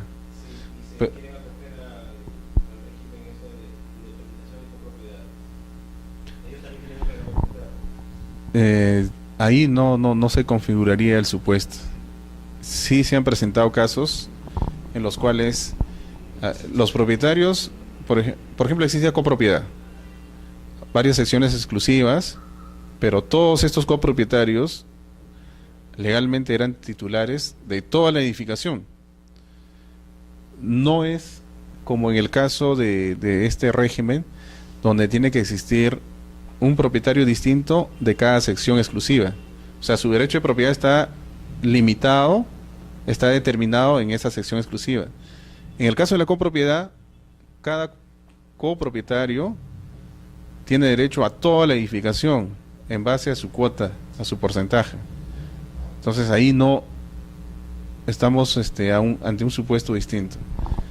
Sí han tratado de regularizar también, porque en la realidad sí están ocupando, pero ahí tendrían en todo caso primero que realizar una división y partición a efecto de que su derecho esté determinado en un área y posteriormente ya constituir el régimen. El problema se presenta cuando no todos están de acuerdo, ¿no? En la división y partición tendrá que hacerlo judicialmente y, bueno, conjuntamente con la división y partición judicialmente podrían realizar también la independización, la declaratoria de fábrica. O sea, cuando los propietarios, no todos los propietarios están de acuerdo y no se llega al porcentaje mínimo. Esta regularización supone que más del 50% esté de acuerdo. Pero ¿qué ocurre si están de acuerdo solamente el 20%, el 30% o el 10%, o un solo propietario? Entonces la única salida es recurrir a la vía judicial para efectos de regularizar estos actos. También es posible la inscripción de la fábrica, del reglamento interno, las independizaciones a través de la vía judicial, cuando ya no queda otra alternativa, no se cumple con la mayoría mínima.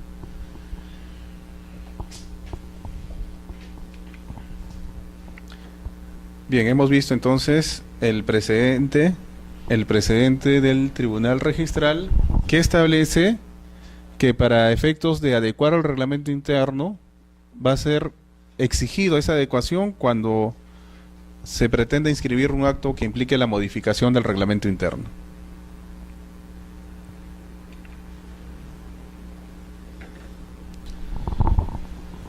Vamos a ver ahora, hemos visto el reglamento interno entonces, ¿no?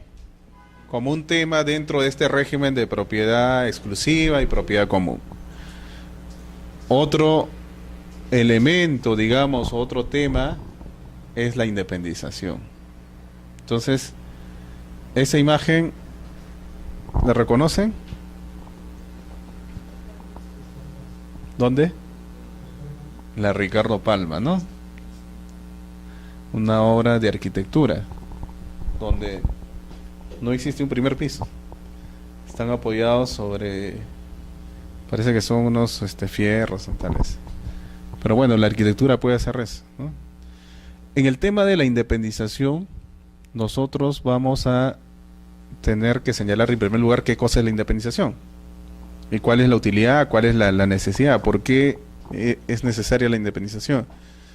En principio, la independización es un acto registral. Es un acto que está vinculado con las partidas registrales.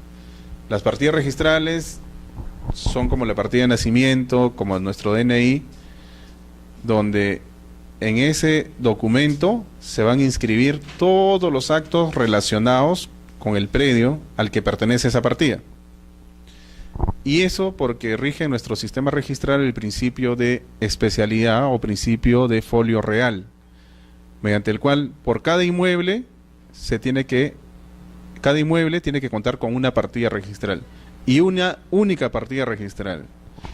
Si nosotros queremos celebrar actos jurídicos respecto de una parte de este inmueble, entonces tenemos que desmembrar esta área y crearle su propia partida registral para efectos de celebrar otros actos jurídicos sobre esa parte determinada.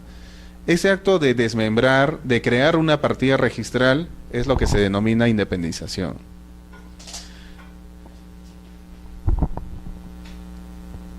La independización, entonces, es un acto registral que consiste en aperturar una partida registral para inscribir un predio, en el caso del registro de propiedad inmueble. En el registro de sociedades también, por cada persona jurídica existe una partida registral. En los demás registros no necesariamente se aplica el principio de folio real, sino va a tener que aplicarse por cada acto jurídico, por personas, tratándose de mandatos, poderes, etcétera. Pero en el caso de los predios, sí, en cada partida registral debe contener a un inmueble determinado. Y en el caso de la propiedad horizontal, hemos visto nosotros que contamos con una edificación donde vamos a encontrar elementos que son privados y algunas áreas que van a ser comunes, como la estructura, los aires, etcétera, van a ser comunes. En principio, cuando no se constituye aún el régimen, este predio va a estar inscrito en una partida registral, digamos partida 1. Entonces, aquí se va a inscribir la fábrica, ahí estarán señalados su área, linderos, medidas perimétricas, los dominios, los gravámenes, las cargas. Y cuando se constituye el régimen y va a haber un derecho de propiedad exclusiva, un derecho de propiedad exclusivo sobre cada una de estas áreas privativas, va a ser necesario ya no contar con una sola partida registral, sino con más de una partida registral. Entonces de aquí saldrán la sección o unidad inmobiliaria 1, unidad inmobiliaria 2 y así sucesivamente. A esta partida, la primogénea, de la cual se van desmembrando, se le va a denominar partida matriz, porque digamos es la madre de donde van saliendo las otras. Y obviamente que si yo independizo de una partida, quito un área determinada, esta partida sufre modificaciones. Por lo tanto, un acto de independización siempre va a implicar un acto de modificación también del área. Va a haber un acto de modificación. En el régimen de propiedad exclusiva y propiedad común, en esta partida matriz se van a inscribir la fábrica, la declaratoria de fábrica.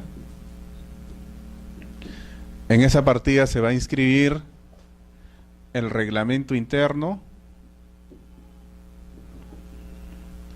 En esta partida se va a inscribir la junta de propietarios y la designación del presidente o directiva de la junta de propietarios. Esa partida, cuando ya se independizan todas las secciones, no se cierra, esa partida va a continuar vigente. Pero en esta partida, los únicos actos inscribibles van a ser los referidos a la fábrica, al reglamento interno. La modificación del reglamento interno va a inscribirse en esa partida matriz. La elección de nuevo presidente, nueva directiva, se va a inscribir en esa partida matriz. La variación, aquí quedan también las zonas comunes. Las zonas comunes. Las escaleras, los pasajes, el terreno, queda en la partida matriz. Y en las partidas independizadas, vamos a encontrar nosotros a las secciones exclusivas. Y como una partida independiente, en ella se inscribirán también la descripción de esta sección exclusiva, su descripción que implica sus áreas, linderos, medidas perimétricas, el porcentaje de participación, que es importante, porcentaje de participación en los bienes comunes, no en los gastos comunes, sino porcentaje de participación en los bienes comunes. Y todo referido al dominio, gravamen, etcétera, etcétera, como cualquier partida ordinaria. Si el inmueble matriz antes de la independización contaba con cargas, con gravámenes, con hipotecas, embargos o cargas por la edificación, al momento de independizarse, todas estas cargas se van a trasladar a las partidas independizadas. Entonces, las partidas independizadas no empiezan tampoco de cero, van a arrastrar las cargas que tuviese la partida matriz. Muy bien, eso es entonces lo que se entiende por independización dentro del régimen de propiedad horizontal.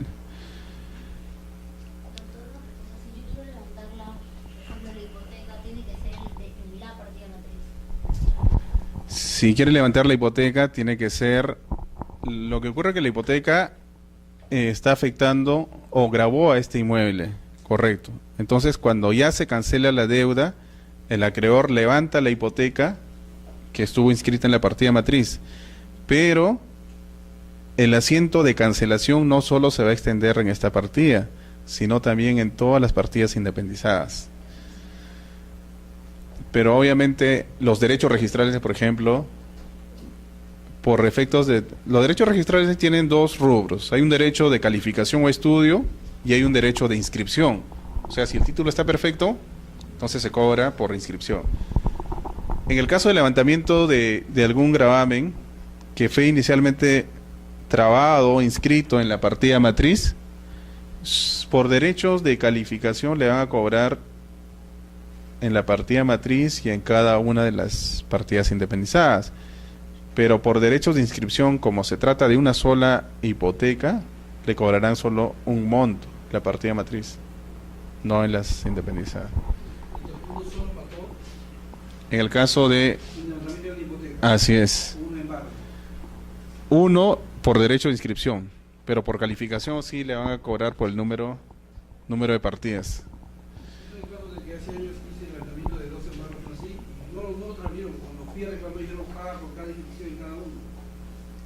¿Cuánto era el monto? De repente no habían cobrado o era invalorado el monto. Ya.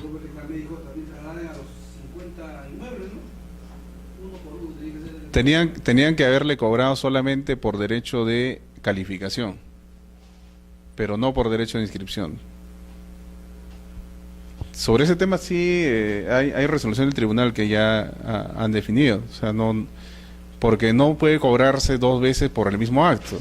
Entonces, si ya le cobraron en la partida matriz, entonces no podrían cobrarle en cada una de las partidas, porque es simplemente un traslado. No se constituyó nuevamente. Pudo haber apelado de repente esa liquidación. Sí. Claro que sí. ¿Cuándo fue eso? Hace 4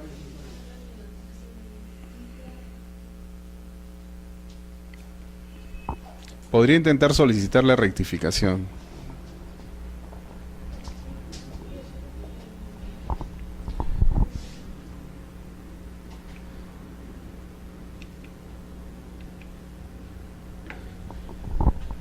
¿Cuáles son los requisitos para lograr esta independización cuando nos encontramos dentro de un régimen de propiedad exclusiva y propiedad común? Como hemos dicho que todos estos actos están relacionados, para poder independizar, en primer lugar, debemos contar con el reglamento interno. Entonces, el reglamento interno, que ya lo hemos elaborado, de acuerdo a la realidad de esta edificación, con las formalidades del caso, con firma legalizada del propietario o del presidente de la Junta, o mediante escritura pública y sus respectivas actas. Adicionalmente tenemos que presentar una memoria descriptiva, que es una solicitud, un documento privado también. Un documento privado mediante el cual se va a describir cada una de las secciones exclusivas y las zonas comunes. Esa descripción se realiza señalando sus áreas ocupadas, señalando sus linderos, las colindancias, las medidas de esas colindancias, las medidas perimétricas. Respecto a cómo se debe describir, hay un artículo en el reglamento de inscripciones que señala, cuando regula el tema de la inmatriculación, señala que la descripción debe realizarse partiendo... A ver, hay dos formas.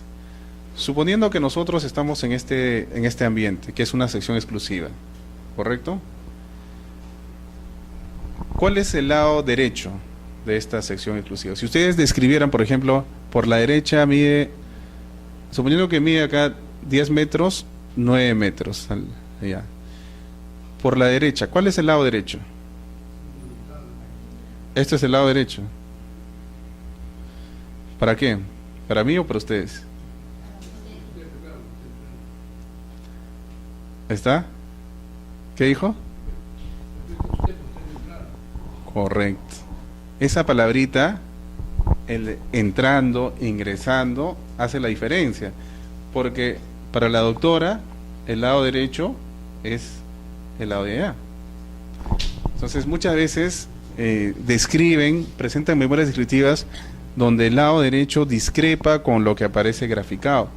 Entonces, podrían decir, no, pero mi derecho yo lo tomo en cuenta desde adentro hacia afuera, no de afuera hacia adentro. Entonces puede ser relativo. El reglamento de inscripciones ha señalado que cuando se va a describir un predio, siempre debe indicarse que se realiza entrando. O sea, por la derecha, entrando. O sea, por la derecha, entrando. O sea, para la persona que está ingresando, se tiene que tomar en cuenta su lado derecho o el lado izquierdo, el fondo, etcétera, etcétera.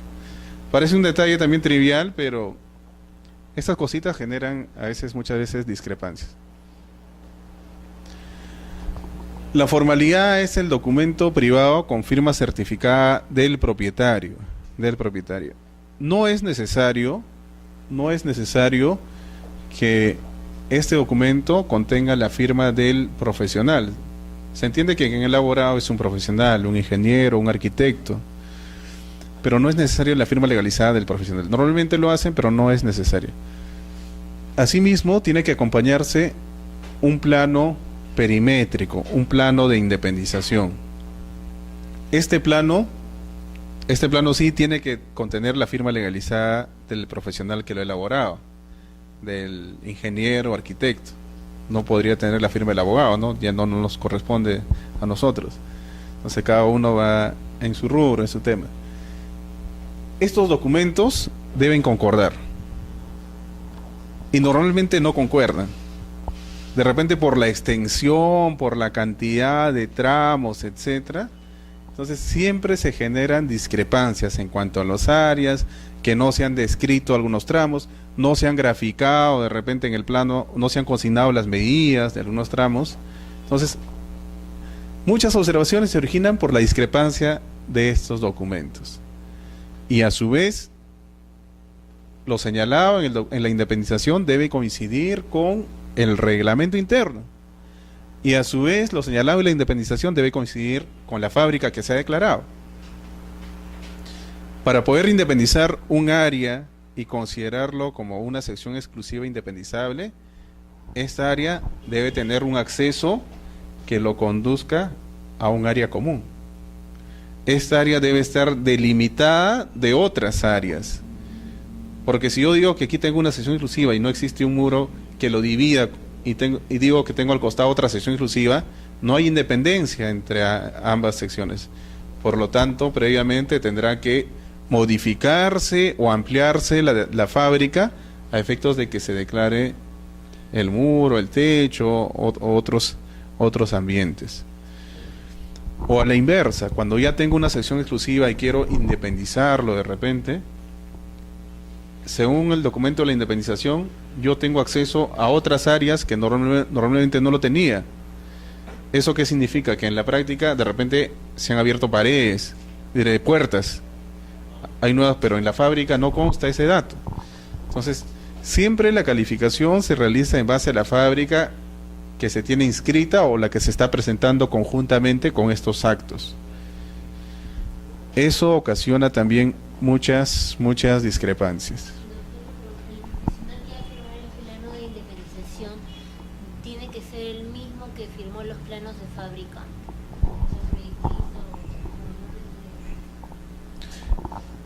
Si la independización se está realizando mediante un trámite de regularización de edificaciones, es decir, con los formularios, los FOR, donde interviene un verificador, no solo es un profesional, un ingeniero, sino tiene que ser un profesional con determinados requisitos, inscrito en el registro administrativo. En ese caso, ese profesional tendría que firmar esos documentos, ¿no? Porque al final se considera como un solo expediente. Pero si no estamos ante un supuesto de regularización, sino una fábrica regular, o la fábrica ya está inscrita, entonces cualquier profesional podría firmar los planos. No hay una exigencia, un requisito específico.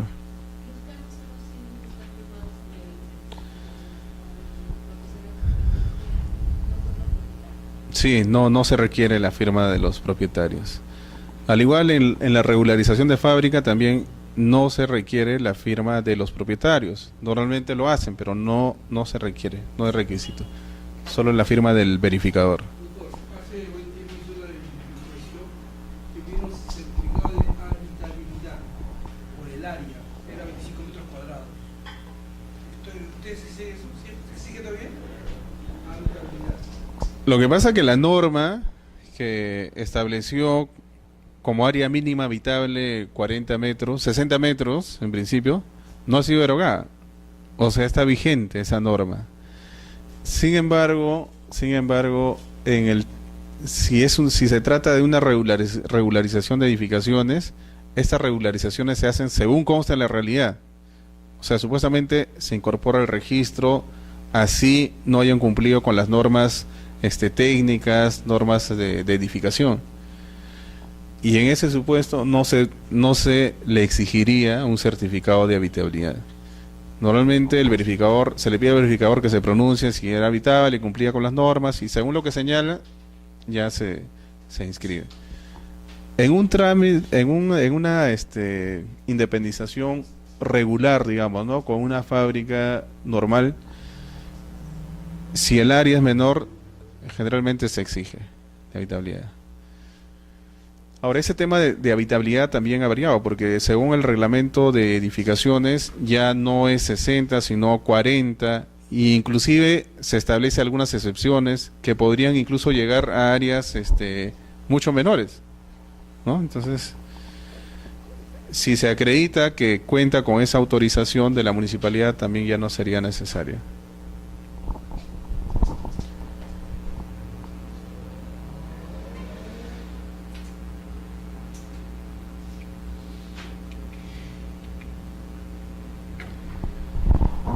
Se independizan entonces todas las secciones exclusivas, cada una de ellas va a contar con su propia partida registral. Y ahora vamos a ver el tema de las áreas reservadas, el tema de los aires. Cuando hablamos nosotros de aires, nos estamos refiriendo a la superficie final de una edificación, al techo, digamos. Entonces, esta superficie final normalmente debe corresponder o debe tener el carácter de zona común, porque así la norma la ha establecido. O sea, hay una presunción de común respecto de los aires. Sin embargo, los propietarios pueden señalar que esos aires no van a ser comunes, sino que van a constituir una sección más, en cuyo caso estamos hablando de una reserva de aires con independización, donde se le asigna un porcentaje de participación, y para poder crearle su partida registral debe tener un acceso. Si tenemos un techo y queremos independizar, debería contar con una escalera de acceso a esos techos, porque si no, no sería independizable. El reglamento de inscripciones señala que se puede independizar inclusive sin un acceso real existente, declarado en la fábrica, sino simplemente con un área que se deja para proyectar un futuro acceso, o sea, con un área proyectada.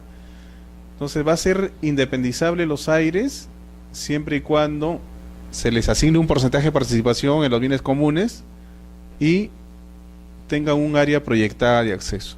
sea, un área que han dejado, por ejemplo, en los planos de independización se grafica un área para futura escalera, área común. Entonces, con esos requisitos va a ser posible su independización.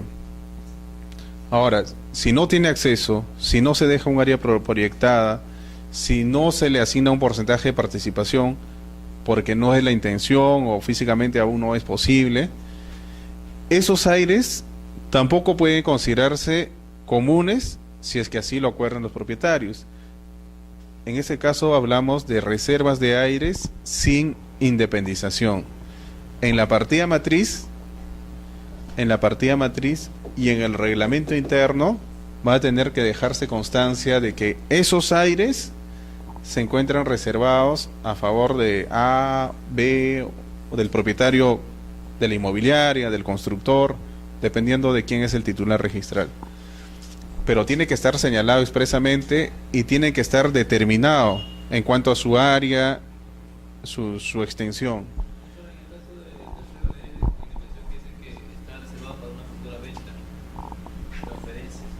Es un área que al final de cuentas tiene el mismo tratamiento que una sección exclusiva.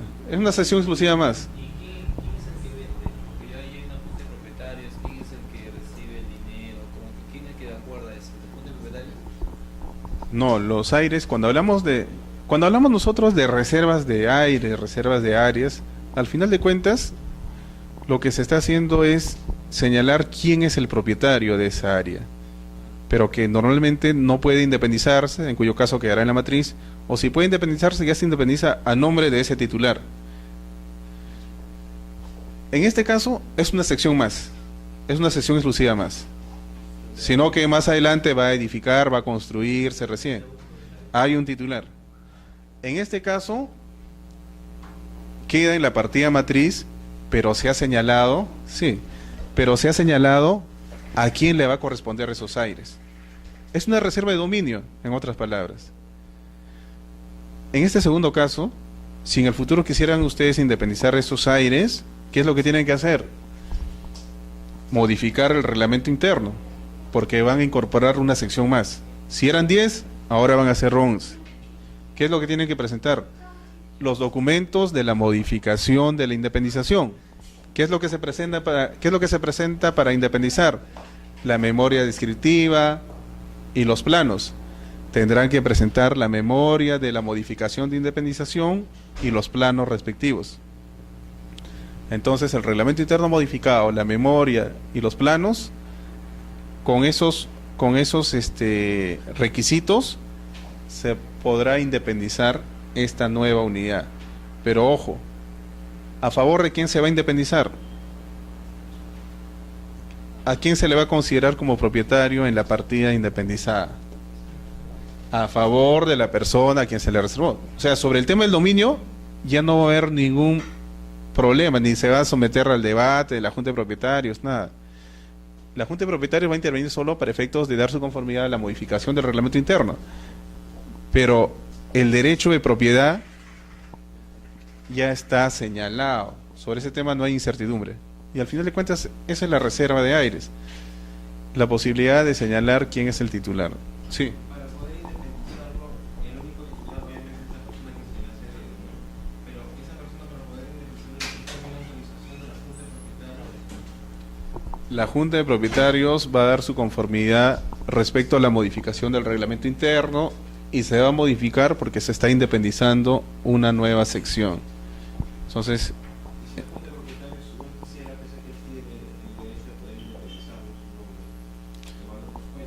claro, si es que no se llega a la mayoría mínima, entonces puede apelar judicialmente, ¿no? Y ahí tratará de convencer de que está afectando su derecho de propiedad y por lo tanto, ese tema, por ejemplo, de repente debería reducirse la mayoría, porque al final de cuentas, si ya se reservó indirectamente, ya hay una autorización. Pero ojo que también en el reglamento interno puede establecerse una autorización previa para efectos de la independización y futura modificación del reglamento interno. También podría establecerse la posibilidad de que no va a ser necesario el acuerdo de la Junta de Propietarios para poder independizar esta sección que se está reservando. Doctor, una consulta. Un centro comercial que se acogió a la 21257 y estableció el terreno y los aires eran comunes, y ahora se ha cambiado la cuestión del momento y quieren que tanto el terreno de cada puesto y el aire sea de cada uno. ¿Se puede modificar? Cada sección en realidad no está compartiendo con... No, son 55 propiedades, pero tienen terreno y aire, o sea, de 5 metros cuadrados cada uno, ¿no? Pero quieren, el piso era que el entrenamiento primogénito es común el terreno y el aire. Ahora quieren el terreno propio, o sea, cada uno con su... y el aire también cada uno propio. ¿Se puede modificar? ¿Con qué norma se constituyó? Con la 21257. O sea, están bajo el régimen de propiedad exclusiva y propiedad común. Así es. Claro, podrían variar por el régimen de independización y copropiedad y en consecuencia cada uno va a ser propietario del terreno y de sus aires. Sí podrían hacerlo, sí podrían hacerlo. Es una variación del régimen, ¿no? Doctor, ¿y el modelo eso de copropiedad y indemnización, existe en la ley? ¿Hay un modelo? Sí, en el mismo modelo de reglamentos internos también está para ese régimen.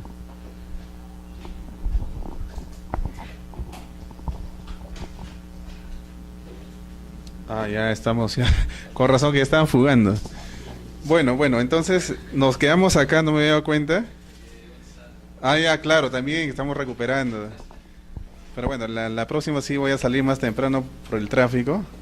Y ya entonces continuamos con todos estos temas. Si tienen preguntas, la traen para la próxima semana. Ok, gracias.